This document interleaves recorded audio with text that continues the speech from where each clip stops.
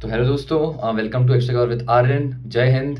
और आज हम फिर से मिले हैं क्योंकि इंडिया ने हरा दिया है इंग्लैंड को फर्स्ट ओडीआई में, जो कि नागपुर में खेला गया था वीसीए स्टेडियम में। और बहुत ही ब्रिलियंट एक विन मिली है इंडिया को। ऑलमोस्ट वन साइडेड मैच हो गया था क्योंकि गिल और अय्यर और अक्षर पटेल जब तीनों की जब इनिंग्स आई तो उससे मैच ऑलमोस्ट वन साइडेड हो गया था। तो एक एक करके बात करेंगे पूरे मैच के बारे में। कैसे हर्षित राणा का रोल रहा जीत में, कैसे रविंद्र जडेजा का रोल रहा, कैसे शुभमन गिल ने मैच को एकदम एंड तक लेके गए, वो भी श्रेयस अय्यर की बहुत ही एक सेवियर वाली इनिंग्स कोलैप्स को बचाया उन्होंने। तो बहुत सारे टॉपिक्स हैं हमारे पास बात करने के लिए आज। एक एक करके हम हर एक चीज़ को देखेंगे। उसके बाद मैन ऑफ द मैच की डिबेट भी काफ़ी हुई ट्विटर पे, आप देख सकते हैं, इंस्टाग्राम पे देख सकते हैं। काफ़ी लोगों ने क्वेश्चंस रेज ज़रूर किए थे, मीम्स भी बनाए थे इस चीज़ पे कि कैसे मैन ऑफ द मैच जो था वो जडेजा को मिलना था और गिल को मिला। पर मुझे ऐसा लगता है कि शुभमन गिल को मैन ऑफ द मैच सही मिला है। उसका रीज़न यही है कि जब कोलैप्स हुआ था, श्रेयस अय्यर ने नो डाउट आके कोलैप्स को बचाया था, काफ़ी काउंटर अटैकिंग इनिंग्स भी खेली थी। लेकिन जो गिल का रोल था, 85 रन उन्होंने बनाए थे, उसका रोल सबसे बड़ा था। क्योंकि अगर वो नहीं बनाते तो जो विकेट था वो बहुत स्लो होता जा रहा था। वहाँ पर शायद कोई दूसरा नया बैट्समैन आके सेट होता, रन्स करता, बहुत मुश्किल होता। तो इसलिए शुभमन गिल को well deserve man of the match मिला है। और एक और न्यूज़ ये भी थी, श्रेयस अय्यर ने बाद में मैच के बाद में स्टेटमेंट ये दिया कि I was suppose to be dropped इस मैच में, I wasn't available for this match. वो उन्होंने मतलब ये कहा था कि गौतम गंभीर और मैनेजमेंट ने उनको ये कह दिया था कि ये मैच अब नहीं खेलने वाले हैं। पर रात में क्योंकि रोहित शर्मा ने उनको बताया कि विराट कोहली को नी इंजरी हो चुकी है राइट लेग में उनके, तो इस वजह से वो इस मैच में बाहर रहेंगे, तो आपको अवेलेबल रहना पड़ेगा, आपको मैच खेलना है। तो वो उस मैच उस टाइम के बाद आते हैं। एक्चुअली इसको अवेलेबल तो नहीं कहते, इसको कहते हैं कि वो ड्रॉप थे और उनको रात में कन्विंस किया रोहित शर्मा ने कि आप ये मैच खेलने वाले हैं क्योंकि विराट कोहली जो है वो इंजर्ड है। तो ये सोच सकते हैं कि कैसे ये भी एक क्वेश्चन है कि क्या श्रेयस अय्यर फर्स्ट चॉइस 11 में नहीं होने वाले थे आपके, और अगर वो इस मैच में फर्स्ट चॉइस 11 में नहीं है तो क्या चैंपियंस ट्रॉफी में वो होंगे। ये बहुत सीरियस क्वेश्चंस भी रेज हुए हैं, भले ही विन मिला है इंडिया को, लेकिन कुछ बातें ज़रूर रहेंगी जो कि इंपॉर्टेंटली हमको डिस्कस करनी बहुत ज़रूरी है। और शायद काफ़ी ज़्यादा जितने भी क्रिकेट के फैंस हैं वो डिस्कस कर रहे होंगे इस बात को, तो हमको भी उस बारे में बात करनी पड़ेगी। तो सबसे पहले टॉस हुआ, इंग्लैंड ने टॉस जीता। They choose to bat first. उनको ये लगा होगा कि विकेट स्लो होता जाएगा, जो कि बिल्कुल हुआ भी। विथ न्यू बॉल इंग्लैंड को मदद मिली थी सेकंड इनिंग्स में जाके, लेकिन जब बाद में जैसे जैसे ओवर्स जाते गए तो उनके स्पिनर्स को बहुत टर्न एंड बाउंस भी मिला, विकेट स्लो होता गया। आदिल रशीद को आप देख सकते हैं कि कितनी अच्छे से उन्होंने स्पिन बॉलिंग को यूज़ किया, इवन जू रूट को भी टर्न मिला। तो जो सोच के इंग्लैंड ने बैटिंग फर्स्ट की थी, वो उन्होंने काफ़ी हद तक सही डिसीजन नहीं लिया था। लेकिन जो रन्स थे वो शायद 30 से 40 रन शॉर्ट रह गए। अगर ये स्कोर 265 270 भी होता तो शायद हम एक डिफरेंट काइंड ऑफ मैच देख सकते थे। पर इंग्लैंड फेल देयर, तो उनको खुद को ब्लेम करना पड़ेगा। साथ ही में जो 11 इस मैच में इंडिया ने उतारा था, तो क्योंकि विराट कोहली इंजर्ड थे, नी इंजरी उनको हुई है, इस वजह से वो इस मैच से बाहर थे। प्रोबेबली अगला मैच खेलते हुए हमको कटक में दिखेंगे 9 फेब को। तो वो एक इंटरेस्टिंग डेवलपमेंट होगा कि कोहली को भी गेम टाइम मिले चैंपियंस ट्रॉफी से पहले, बहुत इंपॉर्टेंट है। तो वैसे ही जो 11 इंडिया ने आज खिलाया उसके बारे में बात करनी बहुत ज़रूरी है। यशस्वी जायसवाल को डेब्यू मिला है, तो क्या जब उनको डेब्यू इस मैच में मिला है तो क्या हम देख सकते हैं कि आने वाले मैचेस में गिल नंबर 3, कोहली नंबर 4 और शायद अय्यर ना खेलें, क्या ये हो सकता है? वैसे तो क्योंकि इस मैच में खेल रहे हैं तो हो तो कुछ भी सकता है, अंडर जीजी ज़ेरा, अंडर रोहित शर्मा ज़ेरा, हो तो कुछ भी सकता है। लेकिन बात ये है कि शायद वो बहुत सेंसिबल मूव नहीं होगा। शुभमन गिल जो कि आगे प्रूवन परफॉर्मर रहे हैं इतने सालों में, ओडीआईज में, पिछले 2-3 सालों में, तो क्या आप उनको ड्रॉप कर देंगे? मतलब आप उनको नंबर 3 पे उनका उनका पोजीशन ड्रॉप करेंगे? तो ये कुछ सीरियस क्वेश्चंस रहेंगे कि आपको क्या ज़रूरत है फालतू टीम से टिंकर करने की। तो ये सब चीज़ों को देखना बहुत ज़रूरी है। और क्या विराट कोहली जो कि ग्रेटेस्ट एवर ओडीआई बैट्समैन है, आप उनको नंबर 3 से हटा के नंबर 4 पे खिलाने वाले हैं? तो ये बहुत सी चीज़ें हैं जो कि समझ से परे हैं। पर वही है, ये टीम मैनेजमेंट भी समझ से परे चीज़ें करती आई है। तो देखना पड़ेगा कि इसका भी क्या होता है। साथ ही में हर्षदीप सिंह इस मैच से बाहर थे, उनकी जगह हर्षित राणा को खिलाया गया। कोशिश अगर ये है कि हर्षित राणा को गेम टाइम मिले चैंपियंस ट्रॉफी से पहले, क्योंकि बुमराह की भी इंजरी कंसर्न्स हैं जो कि लूम कर रहे हैं, तो क्या अगर उनको गेम टाइम सिर्फ दिया है इसके लिए खिलाया है, ये क्वेश्चन है। और अगर ये किया है तो फिर ठीक है, क्योंकि हर्षदीप सिंह मुझे ऐसा लगता है कि फर्स्ट चॉइस बॉलर होने चाहिए। और शमी के साथ में लेफ्ट आर्म एंगल लेके आता है, अच्छा उनके पास न्यू बॉल बॉलिंग के ऑप्शन है, दोनों साइड बॉल मूव करते हैं। साथ ही में डेथ बॉलिंग के ऑप्शन है, पुरानी बॉल से कटर्स भी फेंकते हैं आके, हमने आईपीएल में देखा है, इवन इंडिया के लिए T20 आईज में उन्होंने किया है। तो अर्शदीप सिंह होने चाहिए थे, ऐसा मुझे लगता है। हर्षित राणा को ये मैच खिलाया गया, उन्होंने काफ़ी अच्छा परफॉर्म भी किया, नो डाउट। तो वो अगर बेंच पे बिठाने के लिए आप उनको चैंपियंस ट्रॉफी में लेके जा रहे हैं तो ठीक है कि अगर कोई इंजर्ड होता है, कोई परफॉर्म अच्छे से नहीं कर रहा है पेसर, तो उनकी जगह राणा खेलने चाहिए। पर मैं देखना चाहूँगा कि शमी और अर्शदीप ज़्यादा बेटर चॉइस है, ज़्यादा सीनियर पेयर है दोनों का, तो वो खेलना चाहिए। तो उस बारे में भी शायद कुछ कंसर्न्स रेज हुए हैं कि क्या first choice pacer Indian team के लिए होगा, कौन होगा, ये एक बहुत बड़ा कंसर्न है। साथ ही में नागपुर की जो कंडीशंस थी, जैसे कि वो हमेशा प्ले करती है विद टाइम विकेट स्लो होता जाता है, तो वो यहाँ पे भी हुआ। और इंडिया की इनिंग्स में जिस टाइम पे श्रेयस अय्यर आउट हुए, अक्षर पटेल को जो बोल्ड आप डिस्मिसल भी देख सकते हैं उनका, और जब वो खेल भी रहे थे उस टाइम पे भी बॉल स्लो, विकेट स्लो हो रहा था, बॉल स्पिन बहुत ज़्यादा हो रही थी। आदिल रशीद अच्छी बॉलिंग कर रहे थे, लिविंगस्टन ने भी थोड़ा परेशान किया था, इवन जेकब बीथल ने आउट किया था श्रेयस अय्यर को। तो विकेट स्लो होता जा रहा था, रन स्कोरिंग वॉजंट ईजी। तो वहाँ पे शुभमन गिल की जो इनिंग्स आई है वो बहुत अच्छी इनिंग्स आई है, बहुत हीरोइक इनिंग्स आई है। उसका रीज़न ये है कि पहले तो टीम मैनेजर ने शायद उनको रोल दिया था कि आपको लास्ट तक मैच को लेके जाना है, या आपको रैश शॉट्स नहीं खेलने हैं, क्रिकेटिंग शॉट्स खेलने हैं, सिर्फ ड्राइव्स मारनी है, पुल मारना, जो कि उन्होंने अच्छे से मारे भी। तो उन्होंने उस चीज़ को किया ताकि जो टीम को एक साइड से आप प्रोटेक्शन दे के रखते हैं कि मैं यहाँ से आउट नहीं होऊंगा, तो श्रेयस अय्यर ने दूसरी साइड से आके रन्स बनाए, उन्होंने भी अच्छी इनिंग्स खेली। तो वो भी शायद टीम का प्लान था, क्योंकि विकेट उनको पता था कि स्लो होता जाएगा। नागपुर में रेड सॉइल होती है, रेड सॉइल वानखेड़े में भी होती है, और जहाँ तक मैंने सुना है कि वहाँ से ही उसको उठा के यहाँ पे लाया गया है। तो जो नागपुर की कंडीशंस हैं, वो जो न्यू बॉल से बाउंस एंड थोड़ा सा मूवमेंट मिलता है, वो यहाँ पे भी मिला। तभी आर्चर ने परेशान किया खासा, आर्चर ने और साकिब महमूद ने। उसके बाद में विकेट स्लो होता गया, क्योंकि रेड सॉइल स्लो होती है, और वो एक चीज़ है। गिल का परफॉर्मेंस बहुत अच्छा आया, एक बहुत अच्छा पॉजिटिव डेवलपमेंट है इस टीम के लिए, क्योंकि शुभमन गिल बहुत टाइम बाद रन्स बनाए हैं, और वो देख के अच्छा लगा, काफ़ी अच्छे टच में भी दिखे। उनके पूरे परफॉर्मेंस के बारे में और डिटेल में बात करेंगे। तो ड्यू इस मैच में हमको नहीं दिखा। ड्यू का भी एक शायद चांसेस है कि ड्यू यहाँ पे आ जाता, पर आने वाले टाइम में जब मैचेस कटक में होंगे, अहमदाबाद में होंगे, तो वहाँ देखना होगा कि ड्यू कितना आता है, क्योंकि ड्यू शायद आपको दुबई में भी दिख सकता है, जो कि गेम को बहुत ज़्यादा अफेक्ट करता है। तो इसलिए ड्यू का डिस्कशन बहुत इंपॉर्टेंट डिस्कशन होता है किसी भी क्रिकेटिंग मैच में, और स्पेशली इन एशियन कंडीशंस बहुत ज़्यादा ड्यू का रोल होता ही है। तो उसके बारे में हम लोग बात करेंगे। अब देखते हैं कि स्कोर कार्ड में इंग्लैंड की टीम ने कैसा परफॉर्म किया है। स्कोर कार्ड देखते हैं सबसे पहले। तो फिल सॉल्ट ने 43 रन बनाए आउट ऑफ 26 बॉल्स, 165 का स्ट्राइक रेट। T20 आई इनिंग्स खेलने आए थे लग रहा था, लेकिन जो बात थी, डकेट ने उनका अच्छा सपोर्ट किया, 32 रन बनाए उन्होंने भी। लेकिन बात यह है कि क्या फिल सॉल्ट लंबी इनिंग्स खेल सकते हैं, ये एक बहुत बड़ा क्वेश्चन रहेगा, क्योंकि जो फिल सॉल्ट है, आप सिर्फ अगर इसलिए खेल रहे हैं कि मैं स्टार्ट अच्छा दे दूं और कभी अगर ज़रूरत पड़ती है, क्योंकि ये टीम बहुत ज़्यादा फ्रेजाइल टीम दिख रही है अभी तक। अगर आप इनको T20 आईज में भी फॉलो कर रहे हैं या इनको लंबे टाइम से फॉलो कर रहे हैं, तो बहुत फ्रेजाइल टीम है ये। इनके पास कोई लंबी पारी खेलने वाला प्लेयर बहुत कम है। जो रूट हैं ज़रूर, पर ओडीआईज में कितना परफॉर्म करेंगे, इन एंड आउट रहते हैं अक्सर, क्योंकि ओडीआईज बहुत कम भी होते हैं आजकल, तो अक्सर बहुत कम आपको लिमिटेड ओवर सेटअप में दिखते हैं वो, इसी वजह से। तो जो रूट को लंबा खेलने के लिए रखा हुआ है इन्होंने, तो वो भी आज फेल हुए। तो क्या फिल सॉल्ट लंबा खेल सकते हैं, क्योंकि आप उन पावर प्लेज में देखते ज़रूर हैं कि हट के शॉट्स मारते हैं, रूम बनाते हैं, ऑफ साइड में आके लेग में मारते हैं, जैसे कि उन्होंने आज भी मारा, हर्षित राणा को काफ़ी शॉट्स मारे वैसे। साथ ही में लेग में हट के ऑफ में मारने को देखते हैं। तो ये सब तो फिल सॉल्ट कर सकते हैं, लेकिन क्या फिल सॉल्ट बड़ी इनिंग्स खेल सकते हैं? क्योंकि अगर एज एन ओपनर कोई इनके साइड से लंबा खेल जाए, कोई लंबी इनिंग्स खेल जाए आके, और थोड़ा तेज़ भी खेल जाए, in around 120 strike rate, 110 strike rate, तो शायद ये टीम के लिए ज़्यादा बेनिफिशियल होगा, बजाय इसके कि आप 165 के स्ट्राइक रेट से 40 रन बना के चले जाएं, क्योंकि इनका मिडिल ऑर्डर बिल्कुल फॉर्म में नहीं है, बिल्कुल क्लिक नहीं कर रहा है साथ में। तो ऐसे में इंपॉर्टेंट है कि फिल सॉल्ट जैसे प्लेयर्स जिनको स्टार्ट मिले, वो कैपिटलाइज करें उस स्टार्ट को। बेन डकेट भी आज फेल होते हुए देखे, 32 रन बनाए उन्होंने, पर उसके बाद उन्होंने पुल शॉट मारा, आउट हुए। फेल तो नहीं कहेंगे, लेकिन वही बात है कि क्या थोड़ा और लंबा खेल सकते थे इस टीम को देखते हुए, इस टीम की कंडीशन देखते हुए।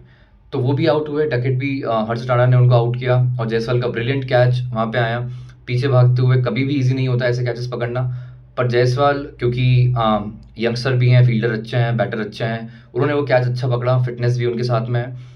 तो थोड़ा थोड़ा याद दिलाया उस कैच ने हमको कि कैसे 2023 वर्ल्ड कप फाइनल में रोहित शर्मा का कैच ट्रेविस हेड ने पकड़ा था मैक्सवेल की बॉल पे, जब 10 रन आ चुके थे और रोहित शर्मा शॉट फिर से एक मारने गए थे। तो कुछ थोड़ी सी हमको फ्लैशबैक में हम गए थे, और याद तो आई होगी बहुत सारे इंडियन क्रिकेट फैंस को। तो वो एक चीज़ है। जो रूट आए, रविंद्र जडेजा को टर्न मिली, क्योंकि कंडीशन स्लोअर साइड पे थी थोड़ी सी, और विकेट यूजुअली यहाँ पे स्लो होता जाता है नागपुर में। स्पिन कंडीशंस होती है, फ्रेंडली कंडीशंस होती है, तो वो देखना होगा। और जो रूट उनको पीछे खेलने चले गए, जो कि एक बहुत बड़ी गलती थी। जडेजा जिस पेस पे बॉलिंग करते हैं अराउंड 95, 100, 98, 91, 92, तो ऐसे में उनको पीछे जाना, इतनी तेज़ी से टर्न होती है बॉल पे, बहुत मुश्किल चीज़ है। तो जो रूट ने वो गलती की, जो भी यहाँ खेलने आता है अगेंस्ट जडेजा, उसको एक चीज़ तो रूल बना के आनी चाहिए कि आप पीछे उतना ईजिली नहीं जा सकते, बहुत कैजुअली नहीं जा सकते आप पीछे। तो जो रूट गए, एलबीडब्ल्यू हुए, जडेजा ने बड़ा विकेट लिया यहाँ पे। और इस विकेट की वजह से इंग्लैंड को शायद कम से कम 25-30 रन शॉर्ट वो रहे हैं। उसके बाद हैरी ब्रूक आए, हैरी ब्रूक को अच्छा बाउंसर फेंका हर्षित राणा ने। आई थिंक 148-149 की स्पीड पे वो बाउंसर था। तो हर्षित राणा ने कम से कम प्रॉमिस दिखाया कि क्यों गौतम गंभीर के वो फेवरेट क्रिकेटर हैं हर जगह पे, जो उनको खिलाना चाह रहे हैं, तो इसीलिए खिलाना चाह रहे हैं क्योंकि उनके पास वो गेम भी है।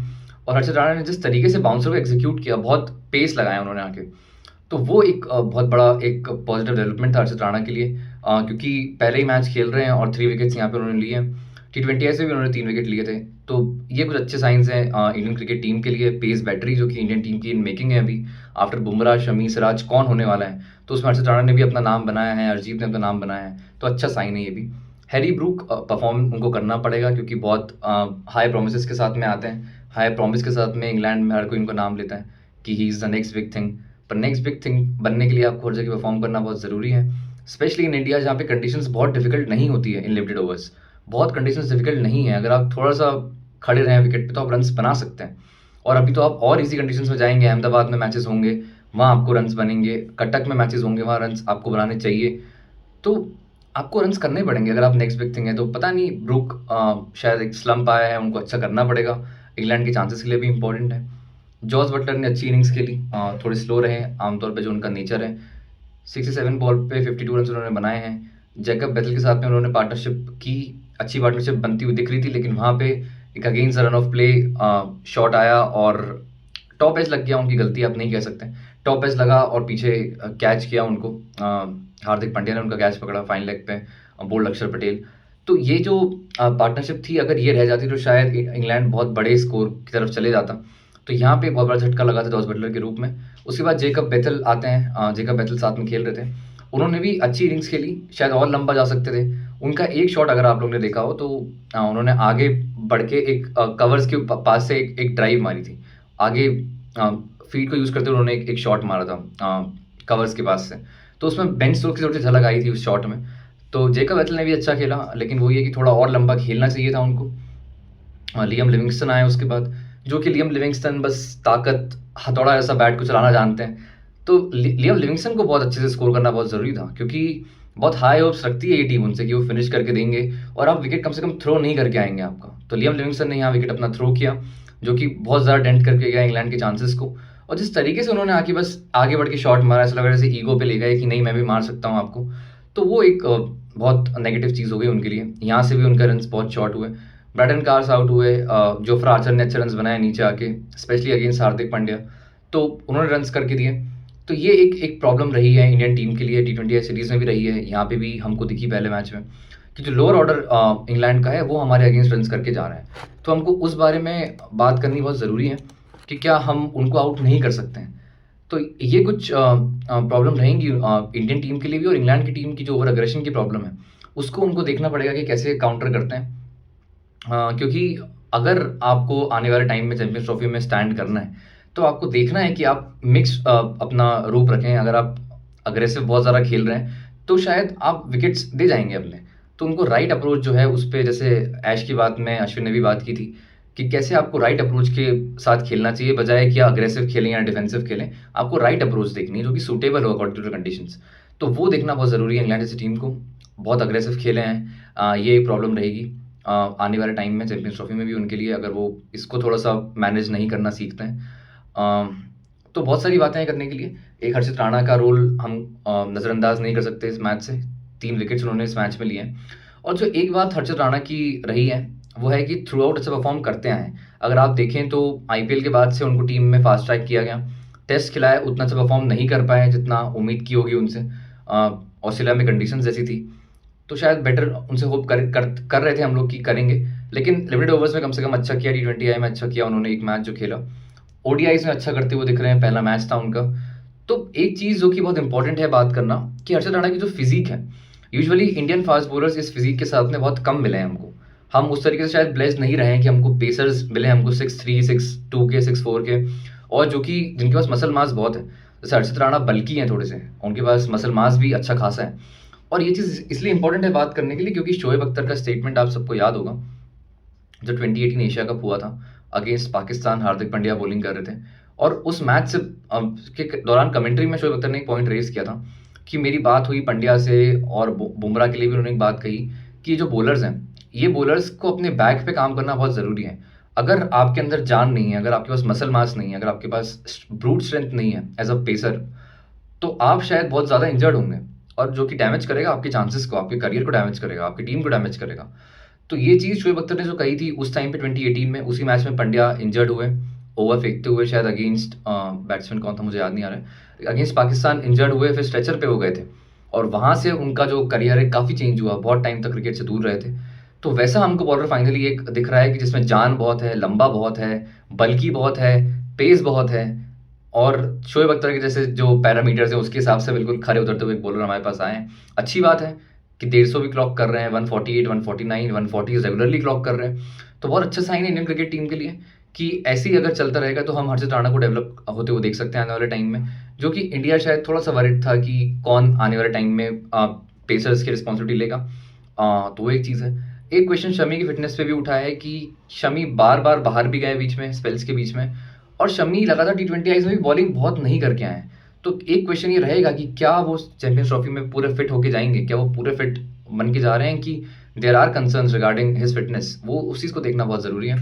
साथ ही में जडेजा की परफॉर्मेंस की हमको बात करनी बहुत ज़रूरी है। जहाँ विकेट थोड़ा फंस जाए, जडेजा से अच्छा बॉलर इंडिया की कंडीशंस में कोई नहीं होता, तो जडेजा ने यहाँ भी अच्छा करके दिखाया। जो रूट को ब्रिलियंट एक बॉल थी, जो कि उनकी वैसे तो ऑर्डिनरी बॉल थी, लेकिन जो रूट ने उसको बहुत अच्छा दिखा दिया। जब पीछे गए तो LBW हो गए, आप पीछे जडेजा को नहीं जा सकते, और जडेजा ने बहुत इकोनॉमिकल स्पेल भी आज डाला, अच्छी बॉलिंग की, काफ़ी सारी विकेट टेकिंग बॉल्स भी थी उसमें।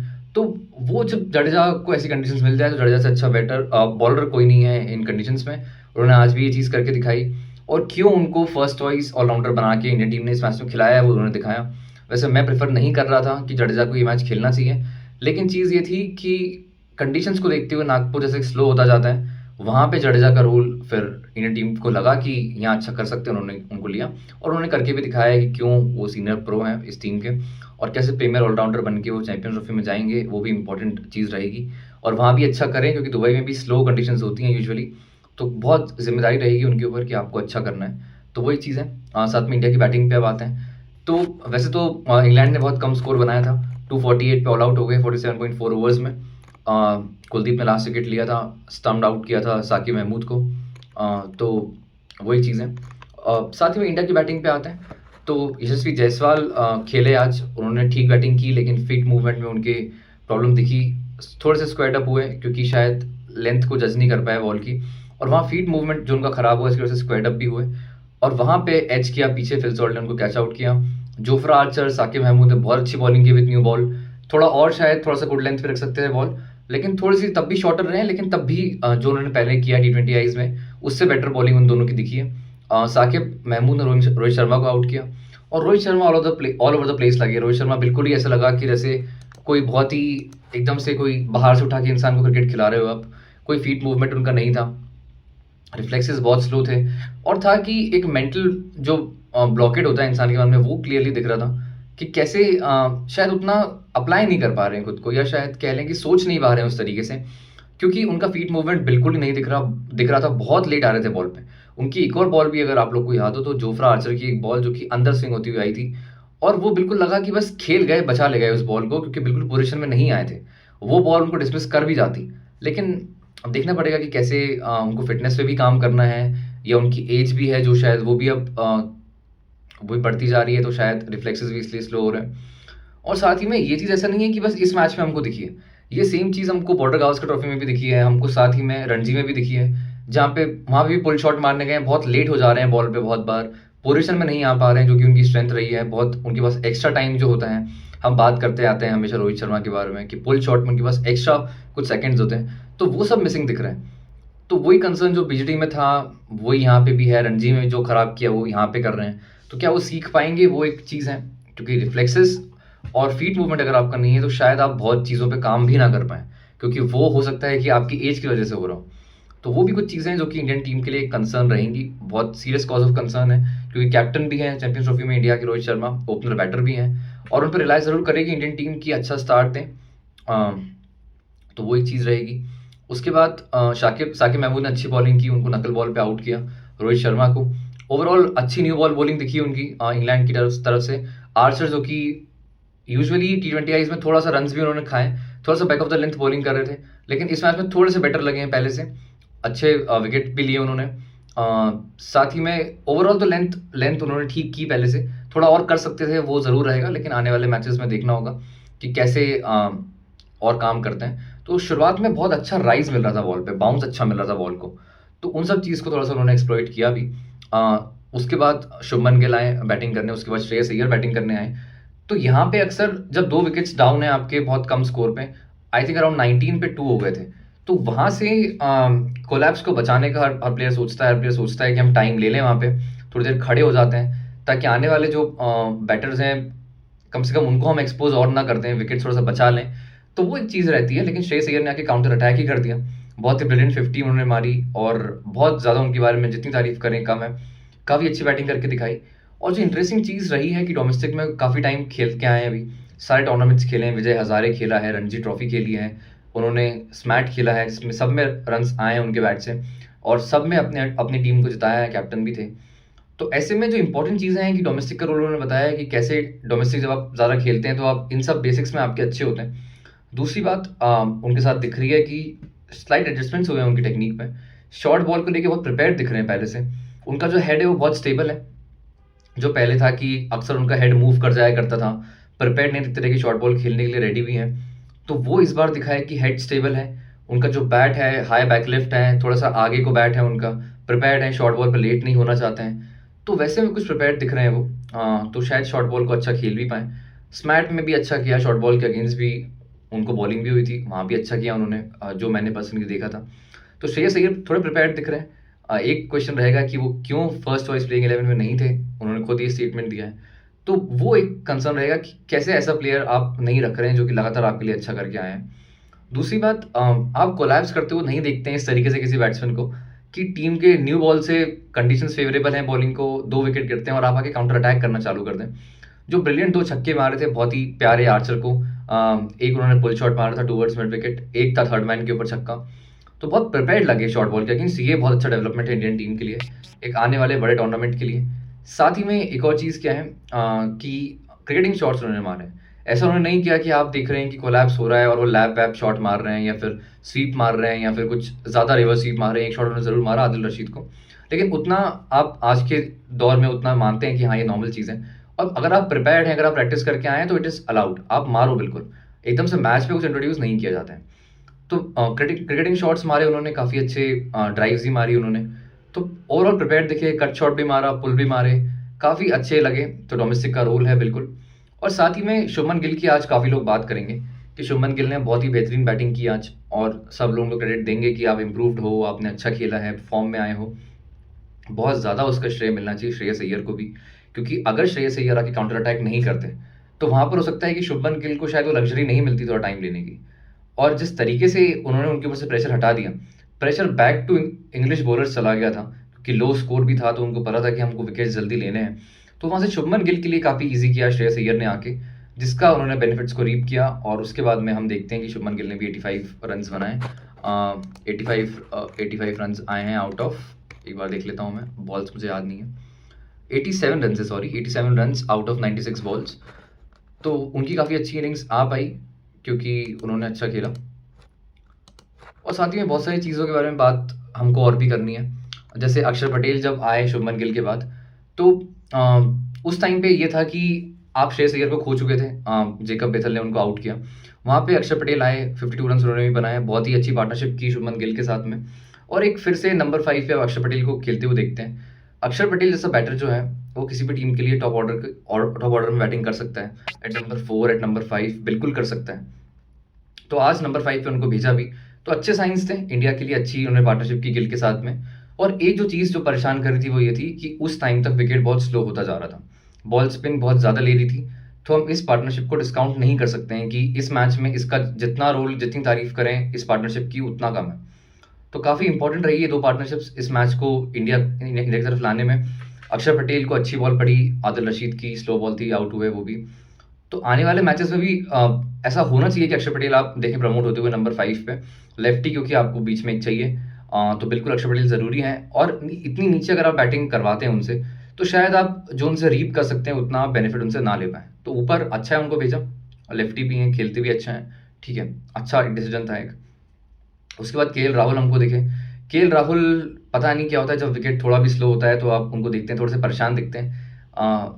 वैसे मैं चाहता था कि वो खेलें ये मैच भी, आने वाले मैचेस भी खेलें, लेकिन अगर वो इस मेंटल ब्लॉकेज के साथ में आएंगे मैच खेलने, या फिर इस तरीके से सॉफ्ट डिसमिसल होके जाएगा उनका, या फिर इतने ज़्यादा अंडर प्रेशर आ जाएंगे स्लो विकेट पे, तो शायद वो काम नहीं करके दे पाएंगे जो वो खुद भी शायद चाहते होंगे इस टीम के लिए करना, या जिस वजह से उनको खिलाया जा रहा है वो यही है कि कोलैप्स आप बचाएं, आप जाके फिनिश करें इनिंग्स को। आप लेट जा रहे हैं, नंबर 6 पे जा रहे हैं, तो उनको ये रोल करना बहुत ज़रूरी है। अगर वो नहीं कर पाते हैं तो उसके लिए हमारे पास ऋषभ पंत का भी ऑप्शन बाहर है। तो केएल राहुल क्या अच्छा कर पाएंगे? थोड़ी बॉल्स कम लें आकर, स्ट्राइक रेट थोड़ा सा इंप्रूव करें, थोड़ा स्ट्राइक को रोटेट करें। रोटेट नहीं करेंगे तो फंस जाएंगे अपने आप में शायद, और गलतियां करेंगे, सिली मिस्टेक्स करेंगे। तो वो हम देखना चाहेंगे कि आगे जाके ना हो। साथ ही में हार्दिक पांड्या आए, उसके बाद हार्दिक पांड्या ने आए और उन्होंने छक्का मारा एक। शुभमन गिल टूवर्ड्स 100 थे, और उन्होंने ज़रूर 6 रन कम किए, शुभमन गिल के ऊपर प्रेशर बढ़ाया कि अब तुम 100 कैसे करोगे। तो वो एक चीज़ थी जो कि पांड्या जाने जाते हैं करने के लिए। तिलक वर्मा को एक बार उन्होंने, उनका भी 50 रोक दिया था, और उनको बोल रहे थे कि नॉट आउट होना इंपॉर्टेंट है।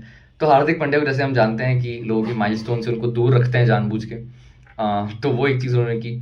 उसके बाद गिल भी आए, उन्होंने एक बहुत अच्छा शॉट मारा पांड्या के आने के बाद, और कवर्स पे बहुत ही अच्छा आगे बढ़ के फीट मूव करके उन्होंने चौका मारा। काफ़ी अच्छा शॉट था। उसके नेक्स्ट बॉल पे वो आउट हुए, वरना शायद 100 भी हम देखते उनका। अनलकी रहे, अच्छी बॉल पड़ी उनको, थोड़ा सा लेट हो गए, बॉल थोड़ी सी स्लो आ गई, और वहाँ पे कैच आउट किया, जॉस बटलर ने उनका कैच पकड़ा। तो ये एक चीज़ है। उसके बाद रविंद्र जडेजा आते हैं बैटिंग करने। तो ओवरऑल बहुत सारी चीज़ है, इंडिया ये मैच जीत ज़रूर गई 4 विकेट से। बॉलिंग अच्छी थी, आदिल रशीद की अच्छी बॉलिंग थी। 10 ओवर से 49 रन उन्होंने दिए हैं। स्पिनर्स के लायक विकेट था। लिविंगस्टन भी ठीक रहे, 5 ओवर से 28 रन। शायद जो रूट को ज़्यादा यूज़ कर सकते थे जॉस बटलर, शायद बाद में जाके सोचेंगे कि शायद और ओवर्स ले सकते थे जो रूट से, नहीं लिया उन्होंने। तो बहुत सारी चीज़ के बारे में हम बात कर सकते हैं इस मैच में। पहली तो यही है कि आने वाले टाइम में आप किसको खेलते हुए देखते हैं इंडिया की तरफ से, कि चैंपियंस ट्रॉफी में अगर आप इस मैच में हर्षित राणा को देखते हैं, तो कुछ डाउट ज़रूर क्रिएट हुए हैं कि क्या होगा जब आप देखेंगे कि नेक्स्ट मैच में कोहली भी आ रहे हैं टीम में, तो क्या जायसवाल ड्रॉप्ड होंगे, फिर क्या श्रेयस अय्यर ड्रॉप होंगे जो कि ऑलरेडी फर्स्ट मैच से ड्रॉप थे, जैसा कि उन्होंने खुद कहा था।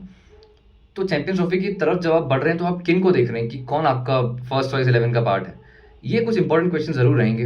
नेक्स्ट मैच में बिल्कुल 9 फरवरी को मैच है एट कटक, और वहाँ पे आप कोहली को, अगर फिट है तो कोहली बिल्कुल खेलते हुए दिखना चाहिए।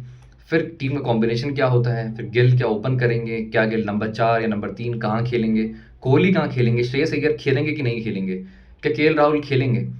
मुझे ऐसा लगता है कि नेक्स्ट मैच में आपको केएल राहुल के साथ अगर नहीं जाना है, क्योंकि अगर जायसवाल ड्रॉप होते हैं ऊपर से कोहली के आने के बाद में, तो फिर आपको एक लेफ्टी की और रिक्वायरमेंट होगी, तो वहाँ पे आपको शायद ऋषभ पंत को खिलाना पड़े।